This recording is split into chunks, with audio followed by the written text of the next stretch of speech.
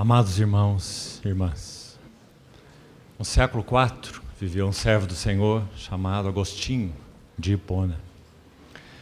Certa vez ele disse que há um teste do nosso amor por Cristo. E creio que enquanto estudamos a respeito desses eventos críticos na vida de nosso Senhor, entender o que ele quis dizer com esse teste do amor seria para nós importante. Ele disse assim: se nosso Senhor se apresentasse hoje a nós e dissesse que realizaria em um único ato todos os desejos do nosso coração, em um só momento, com uma única condição, nós nunca mais veríamos o seu rosto. Então Agostinho disse: aquele tremor interior que nós sentirmos diante dessa sugestão do Senhor é a exata medida do nosso amor por Ele. Que o Senhor continue, por sua graça, usando esses tempos de meditação, não para que tenhamos informações bíblicas sobre essa gloriosa vida, mas que os céus se abram sobre nós. E nós também possamos ver algo mais das belezas, da formosura do Filho de Deus e do Filho do homem, o nosso Senhor Jesus. Então, com esse sentimento em nossos corações, vamos orar uma vez mais juntos. Querido Pai Celestial, o que somos nós reunidos nessa noite? E qual é a tua expectativa com relação a nós? Sabemos, querido Pai, do desejo de teu coração de nos mostrar algo mais do significado que tem para ti teu Filho. Ajuda-nos assim, socorre-nos. Carecemos que o Senhor supere as nossas debilidades, nossa incompreensão, nossa obtusidade, nossa fraqueza espiritual, e conceda-nos espírito de revelação para que possamos ver algo mais das belezas do teu Filho. Por tua misericórdia, estende tua mão fiel sobre nós nesse tempo de comunhão com tua palavra aberta. Fala-nos ao coração, muda-nos mediante contemplação de Cristo. Esperamos em ti, Senhor, habilita-nos, socorre-nos. Confiamos em teu precioso nome e nele oramos. Amém. Irmãos, vamos abrir nossas Bíblias agora na primeira epístola de Paulo aos Coríntios, capítulo 2, versos 1 e 2. Eu, irmãos, quando fui ter convosco, anunciando-vos o testemunho de Deus, não o fiz com ostentação de linguagem ou de sabedoria, porque decidi nada saber entre vós, senão a Jesus Cristo e este crucificado. E foi em fraqueza, temor e grande tremor que eu estive entre vós. A minha palavra e a minha pregação não consistiram em linguagem persuasiva de sabedoria, mas em demonstração do Espírito e de poder, para que a vossa fé não se apoiasse em sabedoria humana, e sim no poder de Deus. O testemunho de Deus, Jesus Cristo e este crucificado.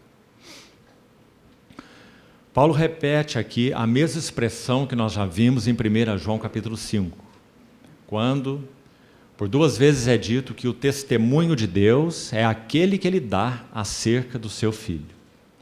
Então a encarnação do Verbo de Deus significa que tudo o que Deus tinha para testemunhar a respeito de si, a respeito de seu eterno propósito, a respeito da razão do universo e da vida, enfim, de todas as coisas, estava centrado em seu Filho.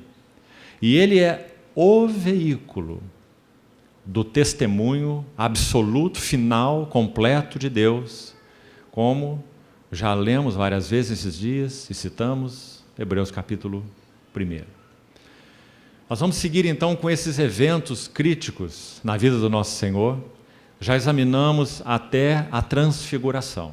São 4 eventos até aqui, ainda temos mais outros 4. Cada um dos que vimos expõe a vida de nosso Senhor em 33 anos, sendo que a encarnação marca então esse início de sua vida humana, Verbo encarnado de Deus.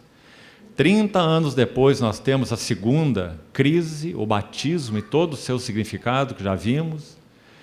Em seguida, a tentação e todas as suas implicações.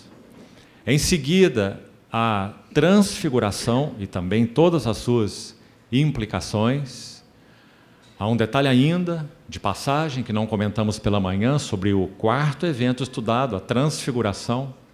Lucas registra apenas ele, que naquele momento em que Moisés e Elias se apresentaram ao lado de Nosso Senhor, naquela grande visão, eles conversavam com ele a respeito do seu êxodo, que ele deveria cumprir em Jerusalém, ou a sua saída, que ele deveria cumprir em Jerusalém. É um termo muito importante que Lucas usa no seu capítulo 9, porque nos diz que o assunto dessa comunhão entre Moisés, Elias e o Senhor Jesus era a cruz. Nosso Senhor conversava com Elias e Moisés, de alguma forma explicando a eles que o seu êxodo iria cumprir em Jerusalém. Ou, em outras palavras, falando com eles a respeito da sua missão messiânica. Quantas implicações nesse monte da transfiguração. Como falamos, Nosso Senhor, ao invés de subir dali pelos seus próprios méritos ao trono de glória, porque ele já era o varão aprovado por Deus, ele toma uma decisão que corresponde àquela que, como filho de Deus, ele já havia tomado na eternidade passada. Apocalipse 13 diz que o sangue do Cordeiro foi conhecido desde a fundação do mundo.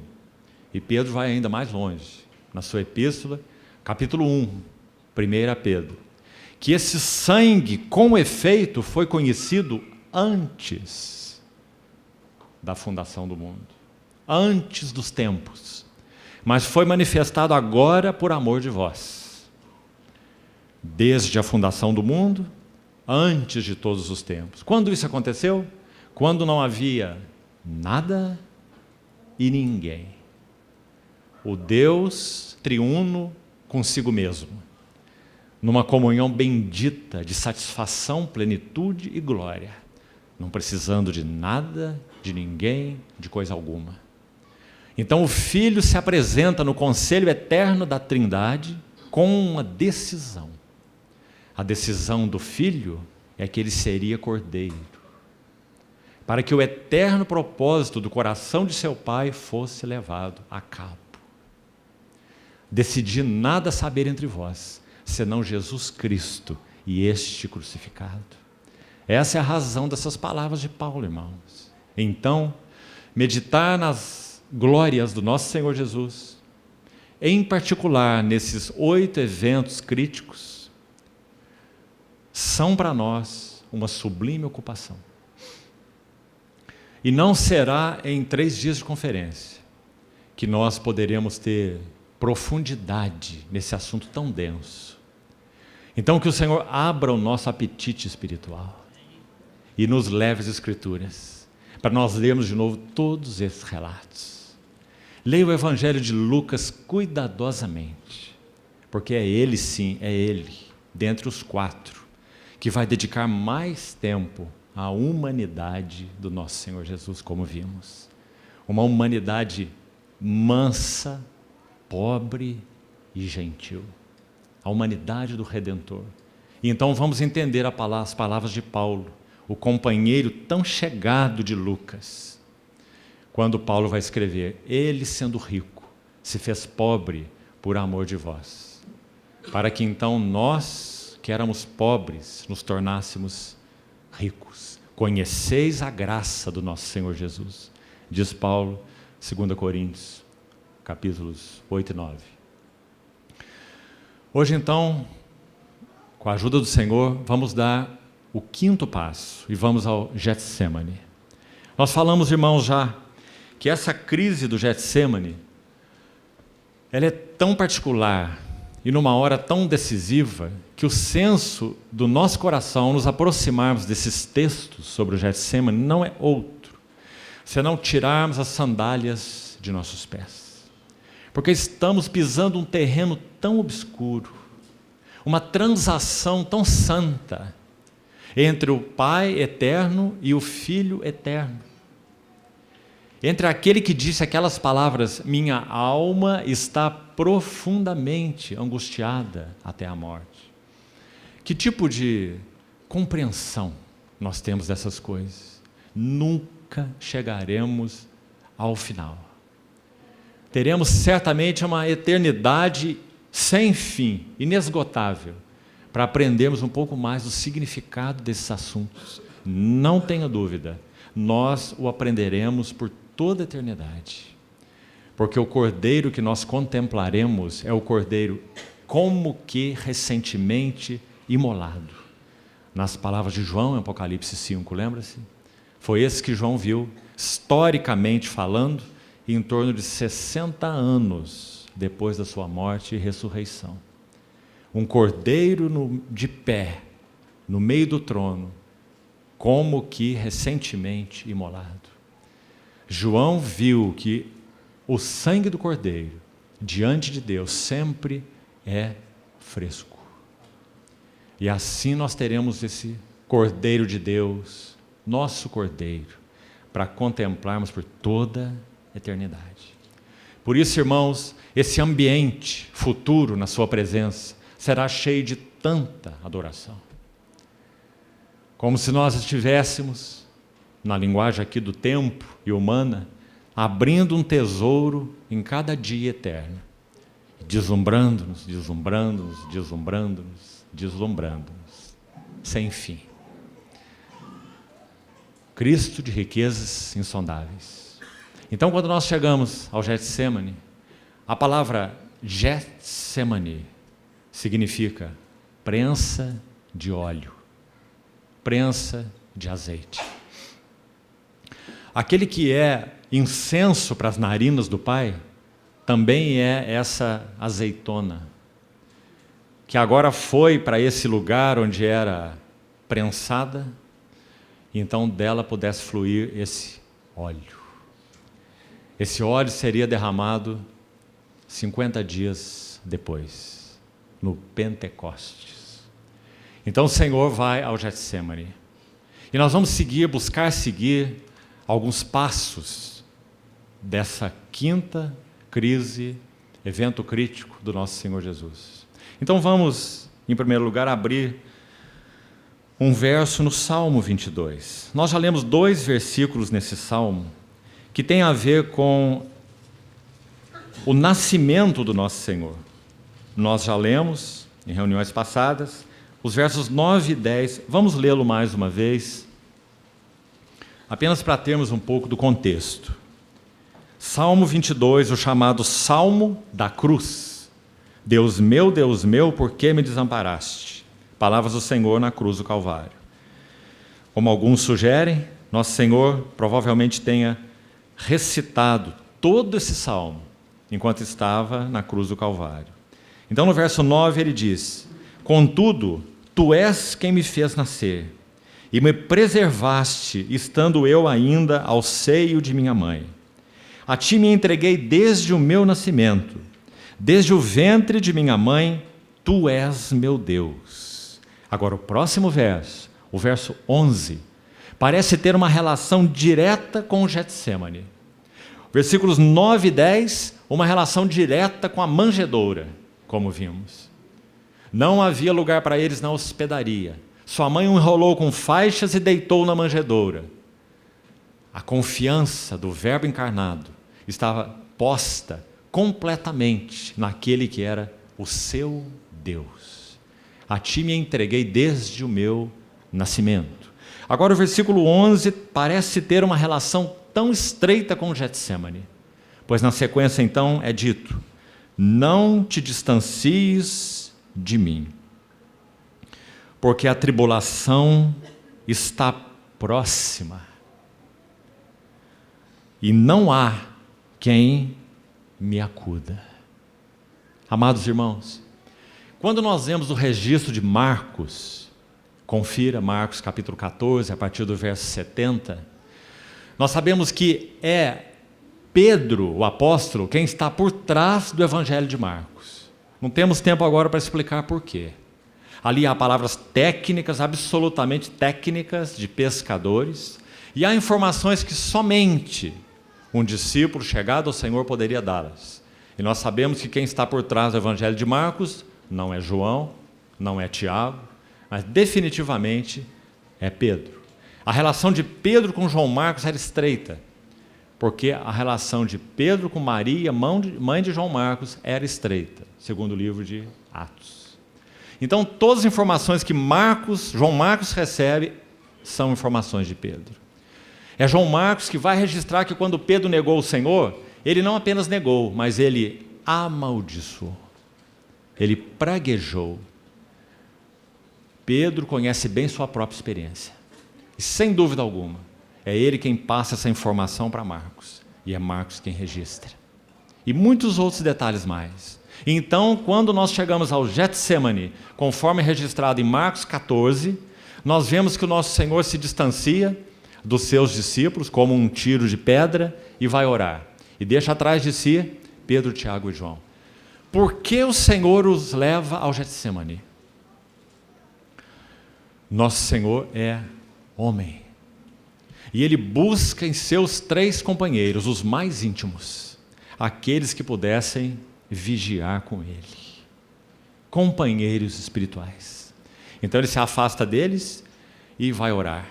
Então é Marcos, e unicamente Marcos, quem registra, que quando o Senhor retorna dessa sua oração, agonizando diante de Deus, Ele vem aos seus discípulos, e então Marcos vai dizer: e disse a Pedro. Os outros evangelistas não vão citar o nome de Pedro, porque é Pedro que sabe que isso foi dito a ele. Então, o que ele disse a Pedro? Simão, nem uma hora pudestes vigiar comigo? Minha alma está profundamente angustiada até a morte. Simão, nem uma hora pudeste vigiar comigo? O texto que nós lemos em Salmo 22:11. Não te distancies de mim, porque a tribulação está próxima e não há quem me acuda. Nem mesmo esses 3 companheiros que o Senhor buscou para essa hora tão terrível, Ele pôde encontrar neles amparo algum. Ele iria viver uma hora diante do Pai tão única, que nenhum dos seus companheiros, então, poderia participar. Ainda se seguirmos o sentido do Getsemane, amados irmãos, creio que nós podemos aproximar dele, só aproximar, da seguinte maneira. Quando estudamos a vida do nosso Senhor Jesus, há 2 pilares que governavam essa vida humana, 2 pilares santos. Por um lado, o que ele tinha no coração como seu primeiro pilar? A vontade de Deus. Ele disse assim, como registrado em João 4,34: a minha comida consiste em fazer a vontade daquele que me enviou. Foi profetizado sobre ele em Isaías 53, que a vontade do Senhor prosperaria nas suas mãos. Não desci do céu para fazer a minha vontade, mas a vontade daquele que me enviou. Tantos exemplos nós temos, que esse é o primeiro fundamento da vida de nosso Senhor. Ele veio para cumprir cabalmente o que Deus Pai tinha no seu coração. E nós sabemos o que Deus Pai tinha no seu coração. E Ele veio para realizar essa vontade, e não abriria a mão dela, e nunca abriu. Mas há um outro pilar, o segundo pilar. como que duas pernas, muito bem equilibrado, e sobre essas duas pernas ele andou. A primeira, fazer a vontade de Deus a todo custo. Mas havia um outro pilar. E esse pilar é sempre, sempre vendo a face de Deus, seu Pai. E vendo a face de Deus, seu Pai, ele suportaria tudo. Ele suportaria traição, ele suportaria negação, ele suportaria o abandono de todos, finalmente, como vimos. Mas há algo que ele não suportaria: perder de vista a face de seu Pai. Então, irmãos, esses dois pilares na vida de nosso Senhor nunca se apartaram. Pense sobre isso. Ele sempre fez a vontade do Pai nos mínimos detalhes. E ele também sempre viu a face gloriosa do Pai, obedecendo ao Pai e vendo a face de satisfação do Pai, fazendo a vontade do Pai e contemplando a glória da face do Pai. Mas agora, no Getsemane, chega um momento em que o Senhor tem que fazer uma opção. Para que ele continue fazendo a vontade do Pai, ele teria que perder de vista a face do Pai. Porque agora fazer a vontade do Pai e ver a face do Pai, que antes andavam juntas, entram em rota de colisão. E ele terá que optar. Se ele se apegar a não perder de vista a face do Pai, ele não poderá cumprir a vontade do Pai. Porque para cumprir a vontade do Pai, aquele que não conheceu o pecado seria feito pecado por nós. E quando ele fosse feito pecado, não havia outra opção, senão o Pai virar o seu rosto dele. Então ele teria que dizer a primeira expressão do Salmo 22. Deus meu, por que me desamparaste? Há duas maneiras de nós dizermos por que a Deus. Nós podemos dizer por que a Deus com os punhos cerrados, em um ato de não aceitação, ou nós podemos dizer por que a Deus com as mãos abertas. E foi assim que o nosso Senhor disse por que na cruz do Calvário. Porque ele sabia o porquê. Ele está dando o seu grito de dor, porque ele está perdendo de vista a face a qual ele contemplou desde toda a eternidade. Pouco antes do Getsemane, na oração que só João registra, no capítulo 17, é dito assim no verso 5: Pai, glorifica-me contigo mesmo, com aquela glória que eu tive junto de ti, antes que houvesse mundo. Irmãos, que glória é essa? Como será que nós poderíamos denominar essa glória? Tão santa e tão sublime. Vamos ousar fazer isso. E vamos chamá-la de o abraço eterno da Trindade. Essa é a glória.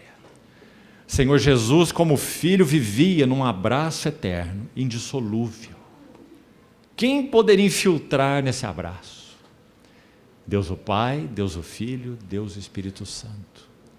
Num abraço eterno e santo, cheio de satisfação, de plenitude.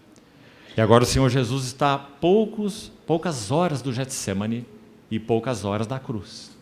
Então ele diz: Pai, glorifica-me contigo mesmo, com aquela glória que eu tive junto de ti antes que houvesse mundo. Então, queridos irmãos, creio que nos aproximamos do sentido do Getsemane, quando nós vemos esses dois pilares. Por que o Senhor se agonizou? Será que ele tinha apenas medo e temor das aflições físicas? Creio que sem dúvida isso estava envolvido. Porque, irmãos, se nós conhecemos os cânticos do servo, onde também não podemos gastar tempo agora, mas vai aí a citação para você. Isaías 42, Isaías 49, Isaías 50, Isaías 52, Isaías 53. Se você conhece os cânticos do servo, que prefiguram o nosso Senhor Jesus, você vai ver as profecias sobre o sofrimento do Messias, do servo sofredor. E lá é dito que eles arrancariam os seus pelos, e a palavra ali é barba. Arrancar a barba no contexto em que nosso Senhor viveu significa afronta, desprezo, porque a barba em um homem tinha um sentido de honra. Ofereci minha face aos que me arrancavam as barbas, vai dizer Isaías. É dito no capítulo 52 de Isaías que o seu aspecto estava muito desfigurado. Sabe qual é a ideia exata? O seu semblante estava muito machucado. Então, amados irmãos, essas figuras que representam nosso Senhor na cruz, com uma gota de sangue escorrendo no seu rosto, são tão inadequadas. Porque Isaías disse que o seu semblante estava muito machucado,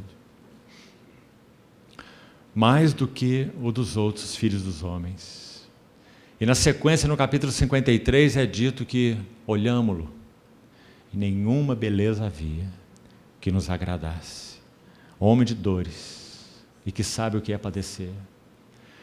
Quando colocaram aquela coroa de espinhos em sua cabeça, despiram sua túnica e vestiram nele um manto escarlate. E colocaram em sua mão um caniço e diziam: salve, rei dos judeus. Em um ato de extremo escárnio, quem estava ali debaixo daquela coroa e com aquele caniço na mão é o Senhor dos senhores. É aquele que sem ele nada que foi feito se fez. É aquele, como nós falamos, que com um gesto de sua mão mais de 12 legiões de anjos desembainhando suas espadas e vindo ao socorro do servo sofredor. Mas como cordeiro mudo perante seus tosqueadores, ele não abriu sua boca. Então, no Getsemane, sem dúvida, o Senhor contemplava esses sofrimentos vindouros. Mas, amados irmãos, o que agonizou o seu coração foi que ele sabia que na cruz do Calvário, aquela face, aquele rosto não seria visto. Oh meu Deus, Eli, Eli, lema sabachthani. Meu Deus, por que me desamparaste? Aquele que não conheceu o pecado, Deus o fez pecado por nós, para que nele fôssemos feitos justiça de Deus. Então, nosso Senhor no Getsemane, vamos seguir alguns outros textos. Ele poderia ter sofrido um colapso, e ali mesmo no Getsemane, no que concerne a sua vida humana, ele ter tido uma síncope, e ali mesmo ter desfalecido. Então, sabe como ele ora? Consulte Hebreus capítulo 5, versículo 7. Ele, Jesus, nos dias da sua carne, Hebreus 5, 7. Não perca esse verso. Ele, Jesus, nos dias da sua carne, tendo oferecido com forte clamor e lágrimas, orações e súplicas. Então ele ofereceu orações e súplicas com forte clamor e lágrimas. Onde foi isso? Há basicamente um consenso em todos os eruditos bíblicos que isso aconteceu definitivamente no Getsemane. Forte clamor e lágrimas, ele ofereceu orações e súplicas. Escute bem, a quem o podia livrar da morte. Mas aqui, irmãos, nós temos um problema. Se nós acharmos que o Senhor Jesus orou no Getsemane para ser livrado da cruz, nós estamos em uma completa incoerência.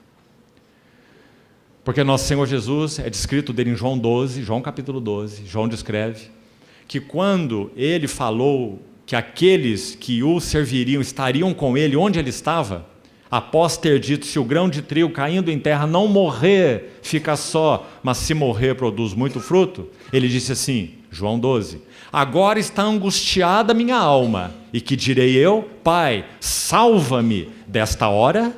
Ele pergunta, e como ele responde? Mas precisamente para isto eu vim, para esta ora. Ele estava muito claro.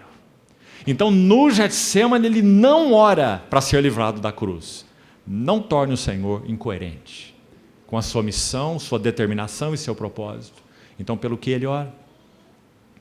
Então, nós temos aqui duas opções que eu penso que tiramos proveito das duas. E as duas precisam caminhar paralelamente. Primeira opção. Nosso Senhor pediu socorro espiritual, como homem que era, para que ele não tivesse um colapso ali mesmo no Getsemane. Irmão, por acaso você já viu o relato de alguém suando gotas como de sangue? Grandes gotas caindo sobre a terra, como vai dizer Lucas, você já ouviu? Há um livro esgotado há muitos anos, aqueles que o têm são privilegiados. Eu tenho um livro desse, inclusive, original, graças ao Senhor. Muito antigo, se você abrir tem que pôr uma máscara. E ele chama Os Sofrimentos de Cristo segundo o Cirurgião. Creio que talvez esteja disponível em PDF, se alguém fez foto desse livro para disponibilizar. Os Sofrimentos de Cristo segundo o Cirurgião. E um cirurgião francês, muito capaz, ele vai descrever os sofrimentos físicos de Cristo nesse livro. Então, essa dilatação desses vasos mínimos capilares da fronte, a ponto de esse suor se tornar vermelho, o suor se misturando com as hemácias, que por causa dessa grande dilatação de vasos mínimos, então as hemácias encontram lugar para passar por essa parede dos capilares. Então esse sangue se mistura com o suor. E no caso da citação de Lucas, gotas caindo sobre a terra. Isso significa que esta vida está à beira de um colapso. Então é dito em Hebreus capítulo 5, verso 7. Ele oferece orações e súplica, com lágrimas, àquele que o podia livrar da morte. Uma das possibilidades. Nosso Senhor pediu o socorro espiritual ao seu Pai, para que o Espírito Santo o fortalecesse. Agora precisamos de Hebreus 9,14, que vai dizer que foi pelo Espírito eterno que ele se ofereceu sem mácula a Deus. O mesmo Espírito que ungiu Jesus de Nazaré para o seu ministério, sustentou Jesus de Nazaré, até que ele fosse pendurado no madeiro, como ele havia dito também em João 12, e atraísse todos a si mesmo. Então ele não morreria no Getsemane. Ele teria que ser levantado da terra, como estava predito, e inclusive pelos profetas. Ele seria pendurado no madeiro maldito. Cristo nos resgatou da maldição da lei, fazendo-se Ele próprio maldição em nosso lugar. Então essa é a primeira real possibilidade. O Senhor orando para ser livrado da morte no Getsemane e de um colapso. Segunda possibilidade. Atos capítulo 2, talvez seja bom abrirmos esse texto. Atos capítulo 2, quando Pedro está pregando no Pentecostes, para você conferir aí, e cita o Salmo 16, é dito assim, Atos 2, 25. Essa é uma citação do Salmo 16. Diante de mim via sempre o Senhor, porque está à minha direita, para que eu não seja abalado. Já falamos que esse versículo é tão importante, ele é messiânico de Davi, no Salmo 16, apontando para o Messias e dizendo qual era o segredo de sua vida humana, para ele viver como ele viveu. É este aí. Diante de mim sempre via o Senhor. Mas agora no Getsemane, como dissemos, ver o Senhor e fazer a vontade do Senhor não poderiam mais andar lado a lado. O Senhor teria que fazer a sua opção. E a opção dele foi perder de vista a face do seu Pai. Então o texto segue, verso 26. Por isso se alegrou o meu coração e a minha língua exultou. Além disto, também a minha própria carne repousará em esperança, porque não deixarás a minha alma na morte, e nem permitirás que o teu santo veja corrupção. Verso 27. Fizeste-me conhecer os caminhos da vida, encher-me-ás de alegria na tua presença. Então essa é a segunda possibilidade no Getsemane. E como nós falamos, não temos por que não colocar as duas juntas. Que nosso Senhor pediu socorro para que ali mesmo ele não tivesse essa síncope. Em segundo lugar, o Senhor já orava para que então a sua alma não fosse deixada na morte. Baseado na sua confiança na profecia do Salmo 16, em que isso foi dito claramente. Ou seja, ele entraria na morte, experimentaria a morte, mas finalmente seria livrado da morte. Compreendeu? Em que sentido? Sua alma não seria deixada na morte. E Pedro vai usar esse texto exatamente para isso aqui em Atos 2, porque Pedro está dizendo, ele rompeu os grilhões da morte, porque era impossível que ele fosse retido por ela. Então, creio que podemos, com a ajuda do Senhor, nos aproximar do sentido do Getsemane, quando nós meditamos essas duas coisas maravilhosas. Mas ainda precisamos fazer mais. Nós vamos buscar, mesmo que rapidamente, 3 pares de palavras, todas do Getsemane. Então, prepare sua Bíblia aí para nós fazermos isso. E nós vamos ver 6 palavras que são exclusivas do Getsemane. E aí, fica para você o estudo dessas palavras na língua original. E o que elas significam. Vou trazer algumas ideias, se você pode continuar a sua pesquisa. Maravilhosa pesquisa. Não faça uma pesquisa intelectual. Tome sua Bíblia, dobre os seus joelhos e estude esses versículos. E contemple o seu Senhor no Getsemane. 3 versículos, 2 palavras para cada versículo. Então vamos lá. Primeiro, vamos a Mateus, capítulo 26, verso 38. Mateus 26, verso 38. A narrativa do Getsemane segundo Mateus. Então lhes disse: a minha alma está profundamente triste até a morte. Temos 2 expressões aqui já. A primeira é a palavra para profundamente triste. A segunda é essa palavra para o até a morte. Então ele disse: ficai aqui e vigiai comigo. Então vamos examinar um pouco essas palavras. Primeiro, a palavra para alma profundamente triste, a ideia é de oprimida. A alma do Senhor estava oprimida no Getsemane, diante da perspectiva vindoura, a separação da face do Pai. Essa é a primeira palavra. A segunda, ou até a morte, a ideia envolvida aí. Ainda há algo mais sobre a primeira palavra, oprimida. Strong, o conhecido erudito bíblico, autor da Concordância de Strong, talvez a melhor delas, a respeito de estudo de palavras. Strong diz assim: essa palavra profundamente triste, ou oprimida, como já dissemos, aponta para a ideia de que o Senhor estava sobrepujado pela tristeza. Sobrepujado pela tristeza. Assim como pelo sentimento da proximidade da morte. Primeira palavra. A segunda palavra, a expressão, então, para até a morte, como vemos aí nesse versículo. A ideia, uma profunda e indescritível angústia e dor. Até a morte. Uma profunda e indescritível angústia e dor. Vamos para o segundo par de palavras. Agora a narrativa de Marcos, capítulo 14, do Getsemane. Marcos 14, verso 33. Como Marcos registra o Getsemane. Verso 33, Marcos 14. E levando consigo a Pedro, Tiago e João, começou a sentir-se tomado de pavor.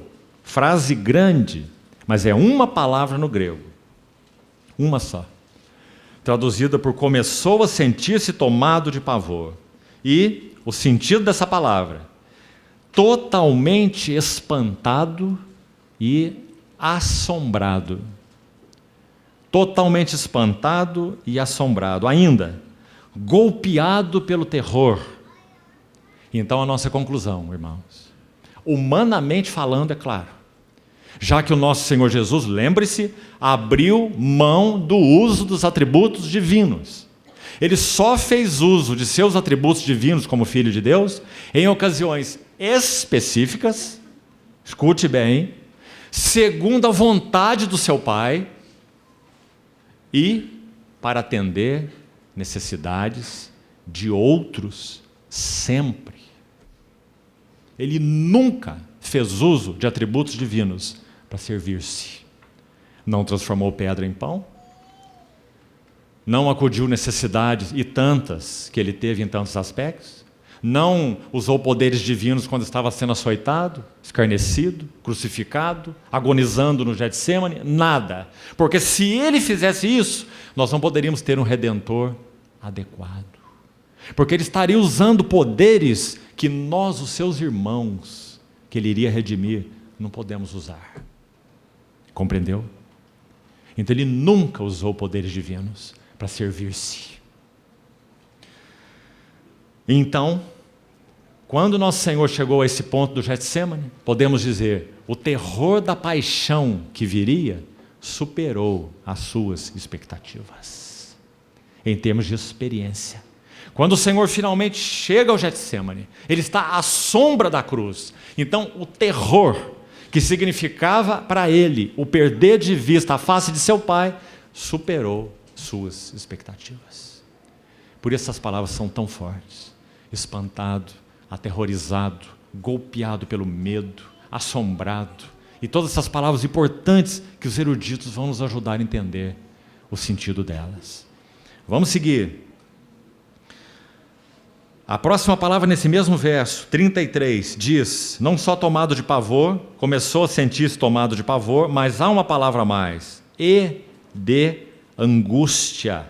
A palavra para angústia aqui é pesar, uma consternação profunda e uma grande agonia. Há um erudito bíblico muito conhecido, e as obras dele são muito especiais, de muita ajuda, Lightfoot. E Lightfoot diz assim sobre essa palavra, angústia, desse versículo 33. Ele estava como que fora de si. Estava como que fora de si. Como que num êxtase. Atordoado. Escute o que mais ainda sobre essa palavra, angústia, agora de novo, Strong vai dizer, preste atenção. Há 3 palavras no Novo Testamento para depressão. No grego, 3 palavras que podem ser usadas para depressão. Essa palavra traduzida aqui para angústia é a mais forte delas. Das 3, a mais forte. Então essa angústia do Senhor é uma palavra para uma depressão profunda. E aí vamos para o último par de palavras. Agora, em Lucas. Lucas 22. O relato de Lucas, do Getsemane, verso 44. Lucas 22, 44. E estando em agonia, está aí a primeira palavra, orava mais intensamente. Está aí então a outra palavra, para orava mais intensamente. E aconteceu que o seu suor se tornou como gotas de sangue caindo sobre a terra. A palavra para agonia, a ideia, batalhas e emoções mentais severas. Batalhas e emoções mentais severas. E a palavra para esse orava mais intensamente. Especificamente para a expressão mais intensamente. Também é uma palavra na língua original. E a ideia é ardentemente e também fixamente. Não havia mais nada como objetivo de oração do Senhor no Getsêmani, senão a sua morte. Essa era a sua consideração. Então orava fixamente e orava ardentemente. Então aqui nessa versão foi traduzida para mais intensamente. Agora, irmão, se você anotou aí, medite sobre essas 6 palavras. Com reverência e joelhos dobrados diante do Senhor, para que contemplemos algo mais do significado das suas angústias no Getsêmani. Agora, eu queria citar aqui um testemunho, em particular para o encorajamento dos mais jovens. Quando nós éramos jovens, não faz tanto tempo assim, minha esposa e eu, estávamos numa conferência e ali estava um irmão que cooperou na China com a obra do Senhor. E esse irmão foi dar, então, no final do período de conferência, um testemunho, depois de muita luta, para que ele falasse algo a respeito dele. Todo o encargo do seu coração era ministrar sobre os sofrimentos do Senhor. Mas, finalmente, ele cedeu e foi falar um pouco da sua experiência quando foi para um campo de trabalho forçados, na China, durante o período da Revolução Comunista. Ele era um professor, provavelmente de um seminário, de uma escola bíblica, e ele foi arguido pelos oficiais do sistema. E ele foi chamado, então, a essa arguição, como professor que era de Bíblia. Então foi dito a ele assim: você pode continuar pregando a palavra, mas você precisa pregá-la assim.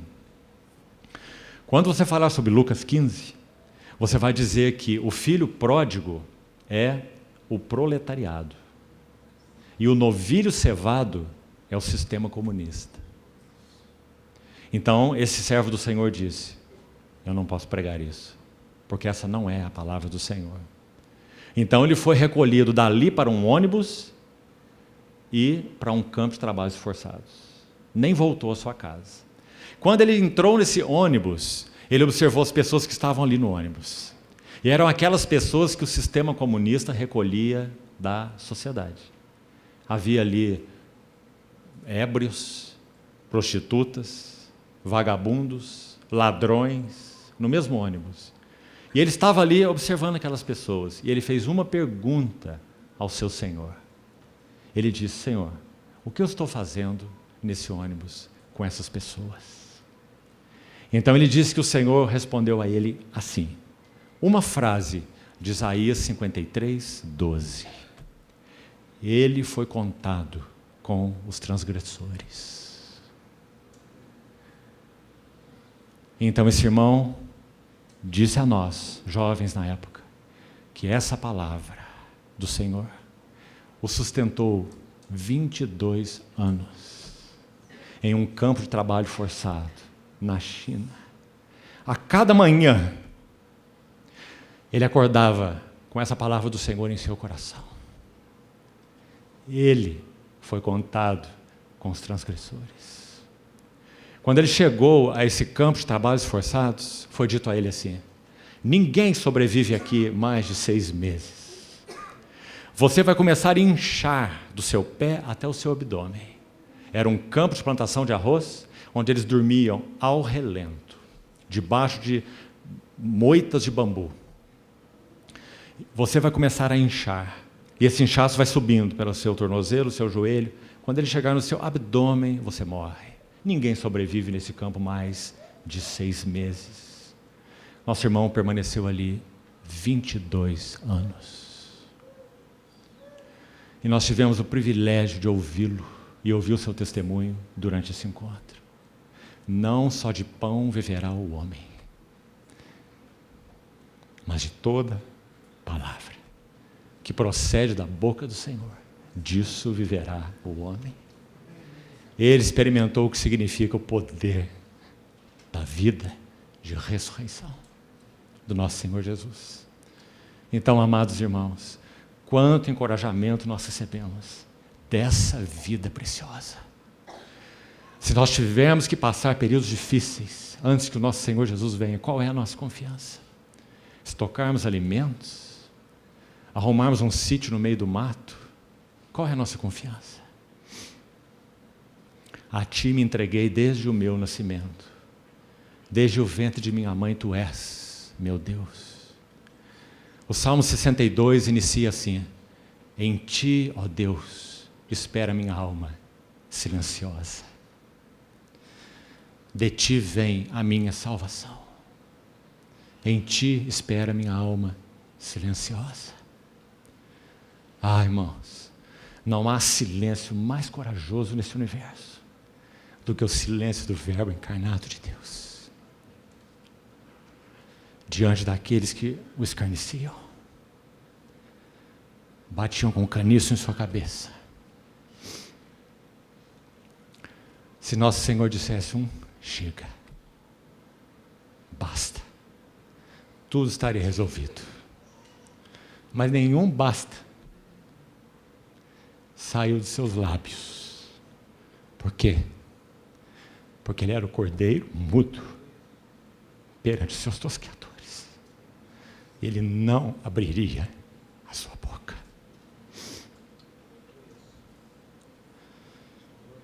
Que nós possamos contemplar os sofrimentos do nosso Senhor.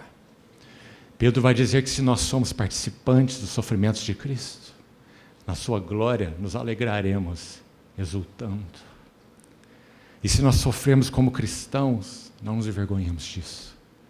Antes glorifiquemos a Deus com esse nome.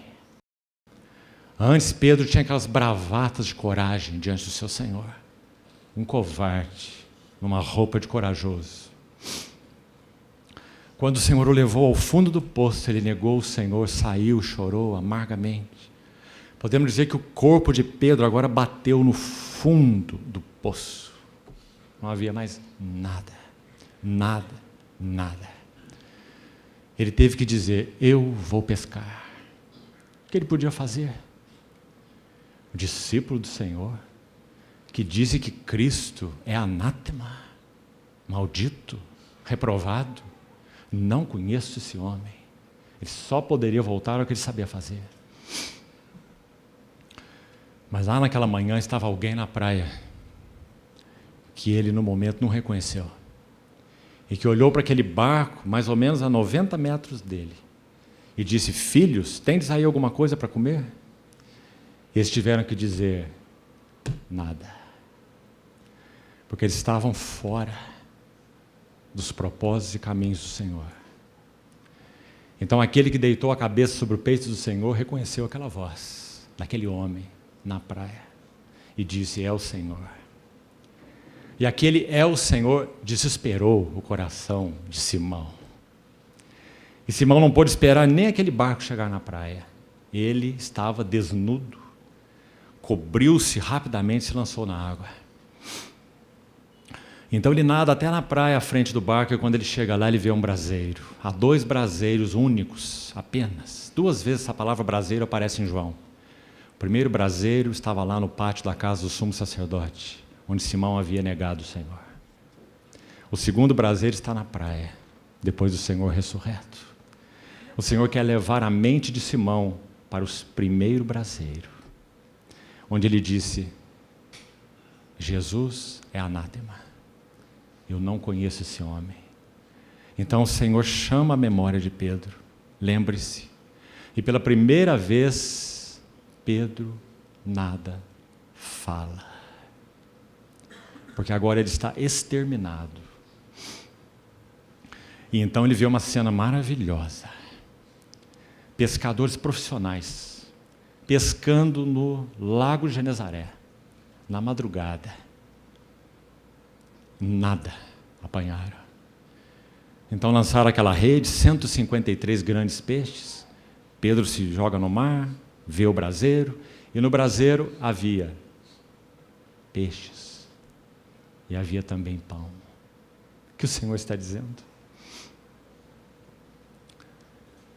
Que apesar da infidelidade deles, ele ainda busca companheiros. Então ele diz para Pedro: traze alguns dos peixes que acabastes de apanhar. Ora, irmãos, eles não apanharam nada. O Quem fez talvez um gestozinho assim, se necessário, foi nosso Senhor, mandando para a rede deles 153 gordos peixes. Mas o Senhor é tão condescendente que Ele diz: tragam alguns dos que vocês apanharam. Então você sabe que Pedro é o primeiro que tomou atitude lá. Veja lá em João 21. É ele quem vai ao barco, puxa a rede. Imagina como esse Pedro era forte, né? 153 peixes é uma rede muito pesada. E Pedro traz essa rede até ali e leva alguns dos peixes que eles acabaram de apanhar. O que isso significa? Senhor Jesus, apesar deles, ainda busca cooperadores. Então ele vai dizer 3 vezes: Simão, tu me amas, Simão, tu me amas, Simão, tu me amas. Que texto maravilhoso. A condescendência mansa e gentil do nosso amado Senhor. Tudo isso por quê? Ele não tinha, amados irmãos, nenhuma expectativa nos homens. Ele chamou companheiros de oração, ele pediu para vigiar com eles, mas ele sabia, João 2, ele não precisava que ninguém lhe desse testemunho a respeito do homem, porque ele mesmo sabia o que era a natureza humana. Então, esse é nosso Senhor no Getsemaní. Que precioso Redentor nós temos. Há um lindo cântico que se chama Amor Fiel. Você conhece? Do meu Senhor, o amor fiel é mais que o mundo pode dar, mais alto que os mais altos céus e mais profundo que o mar. Antigo amor, superior. Pois antes da criação de Deus, amou-me. Glória ao nome seu. O alto trono era seu. Dos anjos tinha adoração, mas tudo por amor deixou. Descendo aqui em servidão, não hesitou, nem recuou, mas indo aonde estava eu, achou-me. Glória ao nome seu. Que maravilha, irmãos. A próxima estrofe diz: rompendo o dia de terror, muito só, mas com intrepidez, cruéis escárnios suportou. Deus o abandonou e o fez pecado, sim, na cruz por mim. E em vergonha e dor morreu. Salvou-me. Glória ao nome seu. Então ele conclui dizendo: enquanto aqui viver, direi das maravilhas desse amor. Por fim com ele estarei, provando uma graça superior. Oh, que prazer seu rosto ver. Prostrado renderei fiel louvores. Glória ao nome seu. Ah, irmãos, nós só podemos admirar nosso Senhor. Sozinho a senda percorreu. Sofreu do homem rejeição e, conhecido só por Deus, de angústia encheu o seu coração. Getsemaní. Que o Senhor abra os nossos olhos. Nosso Redentor é admirável. Nada disso era uma necessidade pessoal para ele. Como nós falamos desde o seu nascimento, se a cidade de Davi soubesse quem estava dentro daquele ventre. As estalagens, os melhores quartos tinham que ser desocupados. Belém e Efrata recebeu o Rei dos Reis, mas ele teve que ser enfaixado e deitado numa manjedoura. Bendito Salvador. Getsemaní fala da sua profunda condescendência e humildade. Vamos seguir um pouco mais. Vamos falar um pouco da morte do Senhor. E aqui nós concluímos por hoje. E vamos buscar a direção do Senhor para ver para onde seguimos amanhã. Nosso encargo inicial, e estávamos sem dúvida, falamos já no primeiro dia, abertos ao Senhor para que Ele nos conduzisse e confirmasse. Havia uma intenção de falarmos algo sobre o testemunho corporativo de Deus, que é a igreja, Cristo e a igreja. Mas de alguma maneira parece que o Senhor está nos retendo nesse assunto do Redentor. Então vamos buscar a sua direção para ver qual a sua vontade amanhã para nós. Ainda temos mais 3 passos: a morte, a ressurreição e ascensão e entronização juntos, como colocamos. Então vamos dar um último passo por hoje, a sua morte. Os textos estão aí nos evangelhos. Leiam os textos de novo, com seus joelhos dobrados, em contemplação ao nosso maravilhoso Redentor. Leia os textos da sua morte. E nós vamos destacar aqui alguns aspectos. Primeiro, o açoitamento que aqueles soldados infligiam sobre o condenado à cruz eram tão violentos, porque não eram açoites disciplinares, compreende? Não eram açoites corretivos. Os judeus, por exemplo, açoitavam com varas. Paulo foi 3 vezes fustigado com varas. 1/40 de açoites menos 1. Lembra do relato de Paulo? Eram açoites disciplinares. Não era para matar o israelita. Mas quando alguém era condenado, criminoso, à crucificação, os açoites dos soldados eram tão violentos. Se aquela vida fosse exterminada ali, o assunto estava resolvido. Não precisava nem levá-lo à cruz. O chicote usado era chamado de flagrum, um pedaço de madeira com tiras de couro. E nas tiras de couro eram presos nas suas pontas pedaços de metais ou pedaços de ossos.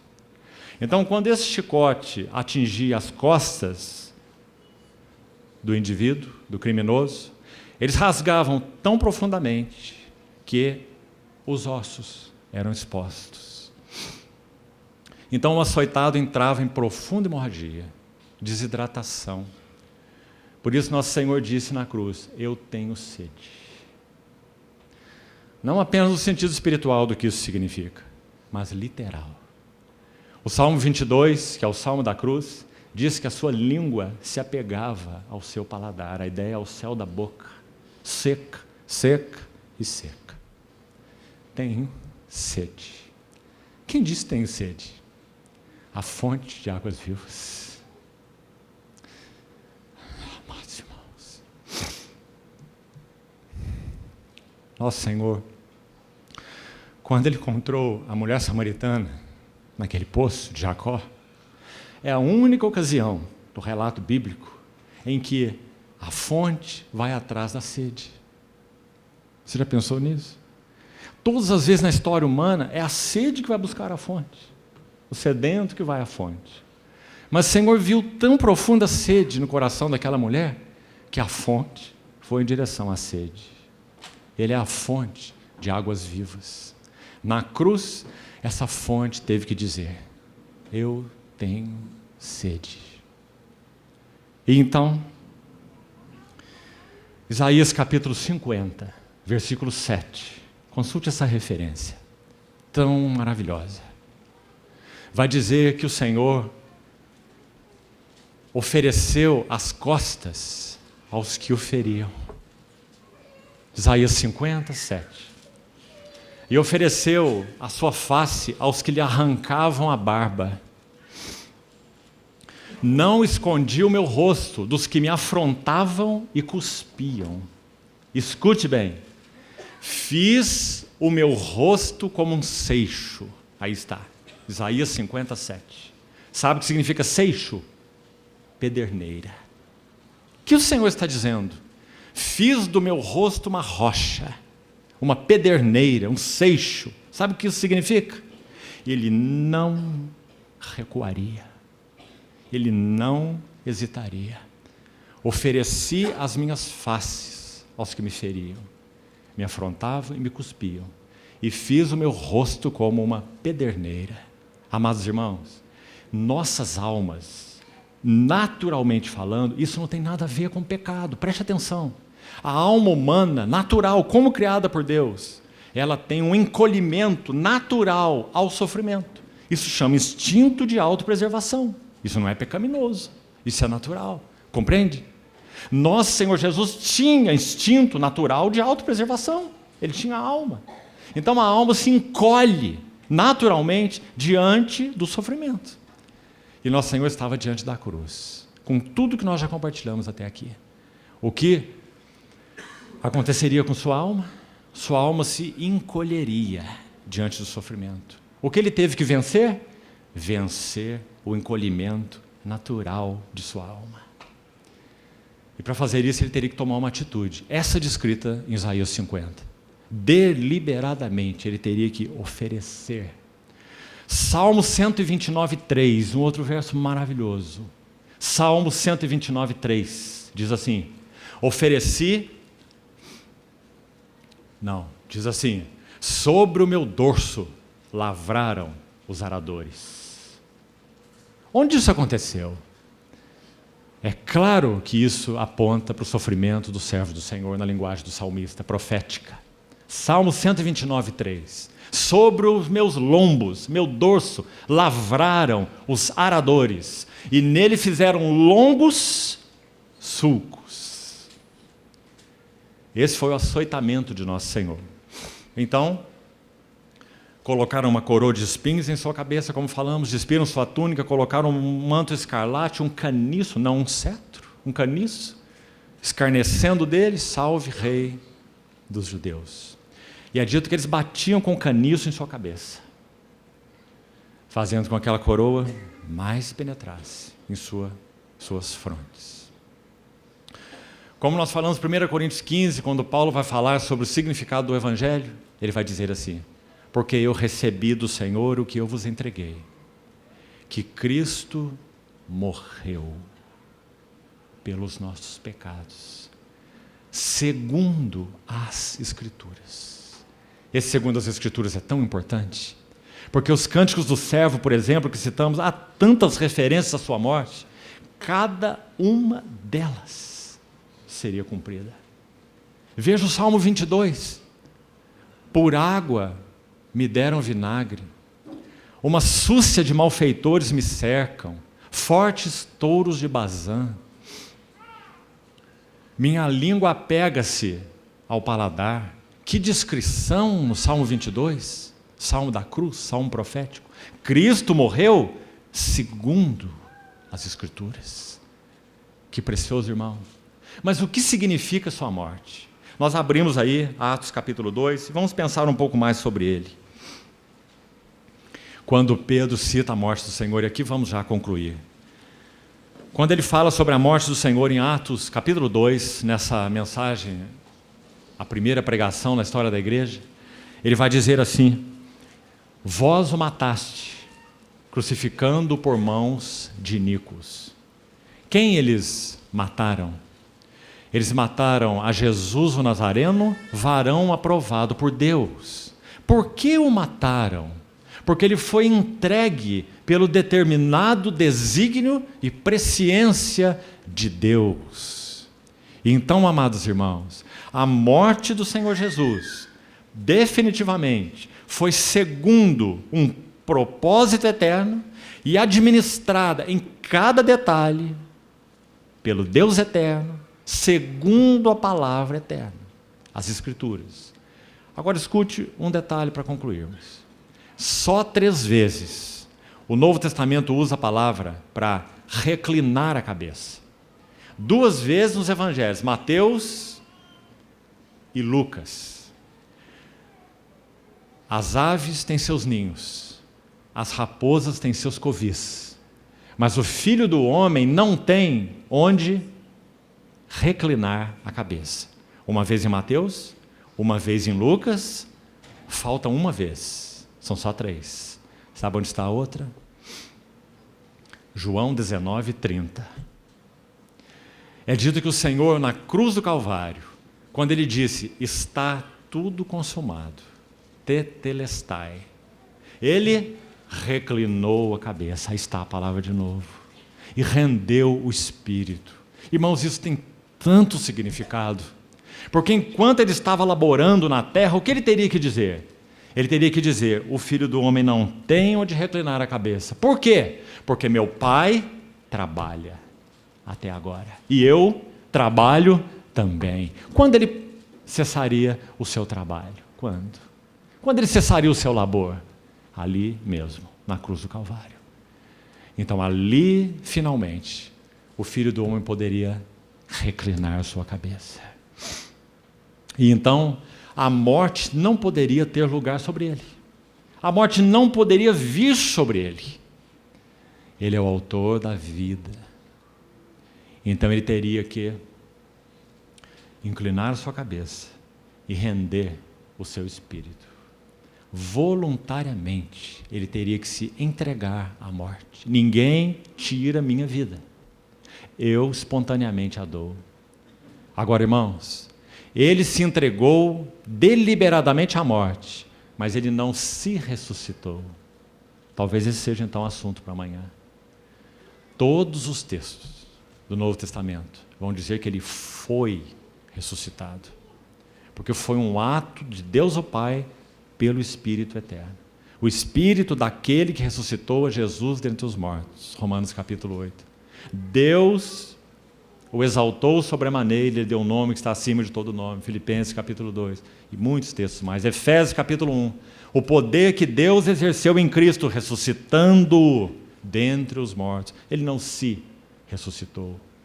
Ele entregou a sua alma à morte. Numa confiança simples, no Salmo 16. Não deixarás a minha alma na morte, e nem permitirás que o teu santo veja corrupção. Então o corpo do nosso Senhor Jesus, esteja certo, ele não entrou em processo de desintegração. Ele não viu corrupção. Por quê? Porque ele é o santo de Deus. Porque o pecado nunca encontrou lugar nessa carne santa do verbo de Deus. Ao contrário, na cruz do Calvário ele foi como que coberto com o pecado. O pecado nunca adentrou a pessoa do nosso Senhor Jesus. Nunca. O cordeiro foi coberto com peles de serpente. Aquele que não conheceu o pecado, Deus o fez, o cobre, pecado por nós, para que nele fôssemos feitos justiça de Deus. Então, quando nosso Senhor entra na morte, ele é como um estranho no ninho. Jonas no ventre do grande peixe, provocando uma indigestão tão grande que aquele peixe tem que vomitá-lo depois de 3 dias. Então, queridos irmãos, a morte do Senhor significa o triunfo do crucificado. Pelo menos em 5 contextos, essa palavra tetelestai é usada. Me permita muito rápido colocar isso para você, para a sua meditação, que creio será muito abençoada. Escute. Os comerciantes usavam a palavra tetelestai, que o Senhor usou na cruz do Calvário. Está tudo consumado. Uma palavra no grego, tetelestai. E essa palavra os comerciantes usavam. Quando uma dívida era feita, e a pessoa pagaria a prazo aquilo que ela comprou, negociou, seja o que for. Quando o pagamento era concluído, o credor, então, daria para aquela pessoa um documento escrito e nele constaria tetelestai, que significa está quitado, está pago. Colossenses 2,14 diz assim: tendo cancelado o escrito de dívida que era contra nós, e que constava de ordenanças e nos era prejudicial, removeu-o inteiramente e encravou-o na cruz. Então os comerciantes usavam, mas também os sacerdotes usavam, sejam judeus, sejam gregos. E a ideia, quando eles examinavam os sacrifícios, mesmo os sacerdotes pagãos e também os sacerdotes judeus, eles teriam que dar um tetelestai, que significa é perfeito ou é adequado, porque um animal com defeito não poderia ser oferecido. Então aquele animal, quando recebia um tetelestai, significa é perfeito. Nosso Senhor usou essa palavra ao consumar sua obra, porque ele é o Cordeiro Santo de Deus. Os artistas usavam essa palavra. Pense num pintor. O pintor terminava sua obra-prima, por exemplo, o seu quadro. Então ele se afastava daquele quadro, olhando aquela maravilhosa obra, e ele dizia, tetelestai. E ele dizia, está perfeito. Sabe o que Efésios tem para nos dizer? Nós somos feitura dele, criados em Cristo Jesus para boas obras. A palavra para feitura ali é poema, obra-prima. Quando o nosso Senhor disse tetelestai na sua morte, na cruz do Calvário, Ele estava contemplando essa pintura. Somos feitura dEle, criados em Cristo Jesus. Bendito é seu nome. Mas também os atores usavam essa palavra. Interessante o uso dos atores. Quando eles tinham aqueles circos, aqueles teatros ambulantes naquela época, que conduziam as peças teatrais de cidade em cidade. Então, eles faziam as peças em atos. Então, fecha as cortinas, mais um ato, e fecha a cortina de novo, e mais um ato, até o ato final. Quando a peça era concluída, os artistas colocavam assim à frente do palco e diziam para a plateia, tetelestai. Significa, toda essa peça, esses atos estão consumados, a peça terminou. Irmão, todo o Velho Testamento é um ensaio de núpcias. O noivo não estava lá.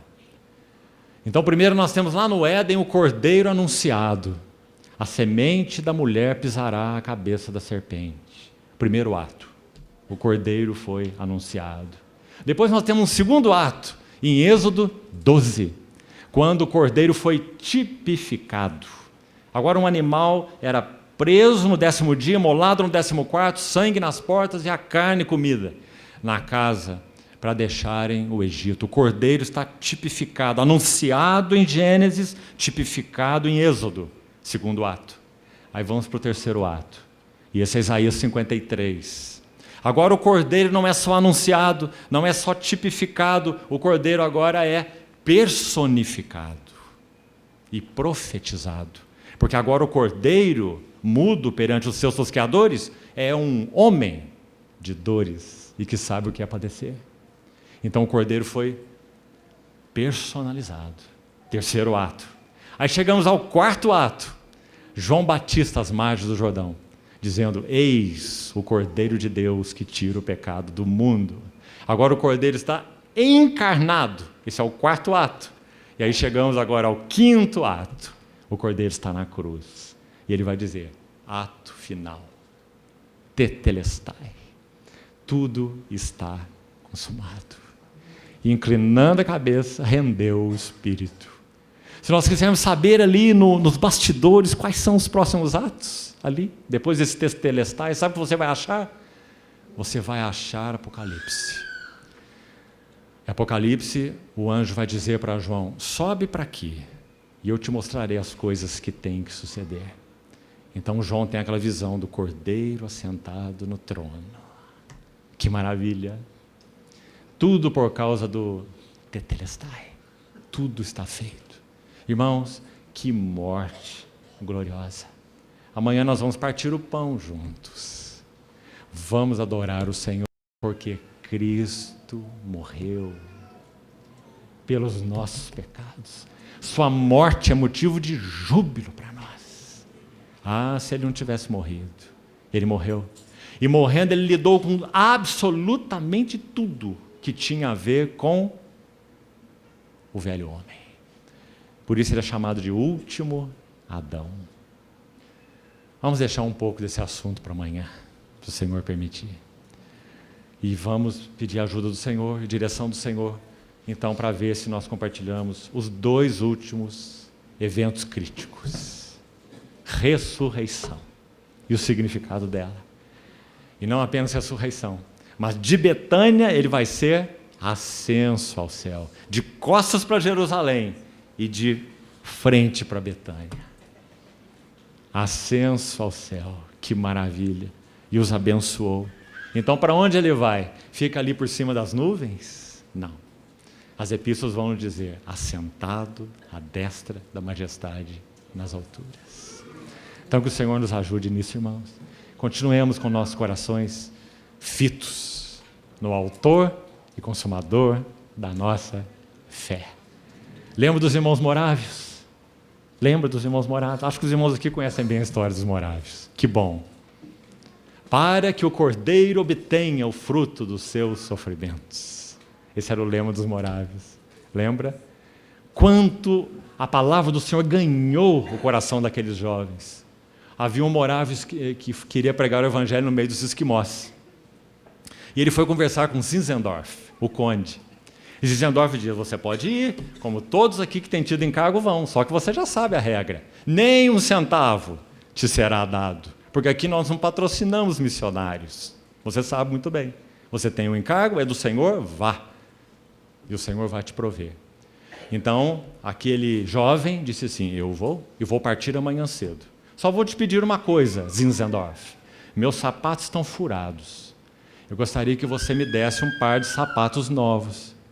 E Zinzendorf disse: amanhã, às 7 horas da manhã, eu estarei na sua casa com um par de sapatos novos. E quando Zinzendorf chega, bate na porta dessa casa, o jovem não estava lá, e havia um bilhete. E no bilhete estava escrito assim: parti sem os meus sapatos, porque não pude esperar que mais esquimós estivessem partindo sem conhecer o Senhor. Para que o Cordeiro obtenha os frutos dos seus sofrimentos. Que o Senhor abra os nossos olhos para vermos o significado da sua maravilhosa cruz. Bendito é seu nome. Vamos orar, irmãos. Senhor, te suplicamos, continua falando ao nosso coração. Inquieta-nos com a tua palavra e, mais que isso, transforma-nos de glória em glória na tua própria imagem. Ah, Senhor, teu caráter é tão diferente do nosso. Pedimos ao Senhor que forme teu caráter santo nas nossas vidas. Queremos ser parecidos contigo, Senhor. Livra-nos de uma vida egocêntrica, de viver para nós mesmos, em nós mesmos, buscando nossos interesses. Ah, Senhor amado, mostra-nos tua face, para que nós possamos conhecer mais de tua bendita pessoa.